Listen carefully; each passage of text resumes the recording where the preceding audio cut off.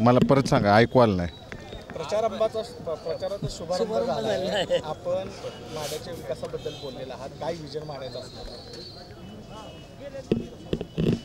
आज प्रचाराचा शुभारंभ झालेला आहे आणि या प्रचाराच्या शुभारंभानिमित्त मी या ठिकाणी या सर्व भागातून आलेल्या प्रमुख कार्यकर्त्यांचा जो शुभारंभाचा कार्यक्रम होता त्यामध्ये सगळ्यांना, विशेषतः युवकांच्या बाबतीत या भागातील रोजगार निर्मितीच्या दृष्टिकोनातून काय विचार आहेत ते सांगितले मी सगळ्यांना. त्याच पद्धतीनं मूळ प्रश्न आहे तो पाण्याचा.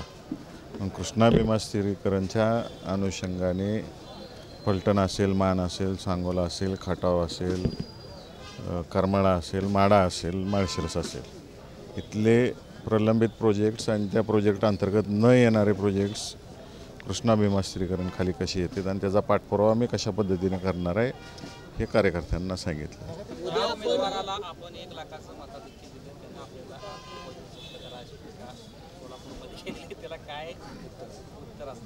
शुभेच्छा त्यांना. बोलताना असं पण म्हटले की गद्दार आहेत, एका रात्रीत त्यांनी पक्ष बदलला.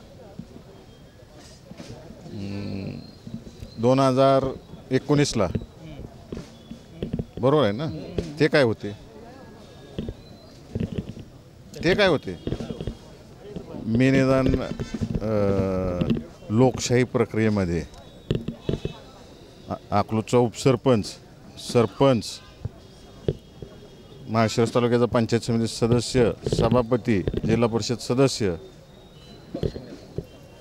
पक्षनेता, असं टप्प्याटप्प्याने गेलो आहे आणि वेगळ्या वेगळ्या मतदारसंघातून आलो आहे. नुसतं अकलूजमधनं निवडून नाही आलो, बाहेर जाऊन उभा राहून निवडून आलो आहे.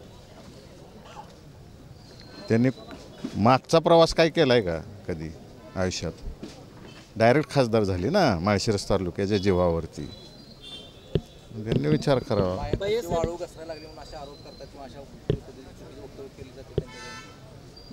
शुभेच्छा सगळ्या वक्तव्यांसाठी. मी फक्त विकासावर बोली नाका इलेक्शनभर.